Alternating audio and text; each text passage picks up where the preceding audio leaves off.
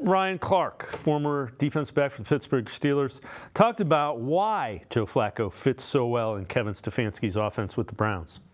When you have a Deshaun Watson or you have these guys with some of these unique talents, especially being able to use their legs, you start to mold your offense into what you think they can be, into what you think they are.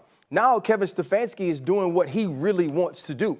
It's the reason that Kirk Cousins is mentioned with the Cleveland Browns anytime Kirk Cousins becomes someone that could be on the trade block, because Kevin Stefanski doesn't need this dude that can go so far above the X's and O's. He needs somebody that can execute what he's asking. And that's what Joe Flacco has done at a higher level than any quarterback in the last 2 years for the Cleveland Browns. But here's also why I say it's lightning in the bottle. Okay. Because any other quarterback that we're expecting a certain thing from that has 8 interceptions in 4 games, one of those being a pick six, 2 of those being a pick six, Tremaine Edmonds with the Chicago Bears, obviously Jermaine Johnson last night, we start to say, well, that's not sustainable, right? Because then when we project that throughout the entire season, we're looking at a guy that has over 20 interceptions. Sure. Right? And so that's not the sort of play that we think is championship play.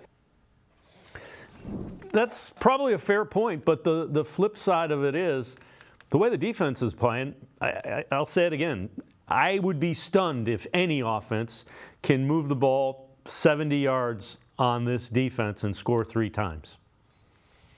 Yeah, with this defense, it certainly makes a big difference, right? Like, they picked him up several times over the course of the last 4 games, right? When he's made a mistake, and it hasn't led directly to points, they've kind of saved him. And that's what makes this team so dangerous. I do think that his points about Stefanski and the kind of quarterback you need to run this offense the most efficiently are very valid, in that Flacco processes things much faster than anybody else that we've seen in this offense, right? And you kind of, even when guys have struggled in this offense, there's never been an issue of, when you look at the all 22, of finding open receivers. There's guys there. He schemes them open, right?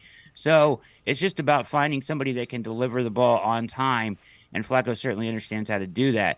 I think it's a valid point about the turnovers. I would say one thing about this, and I've talked a little bit about this. I think you can't really...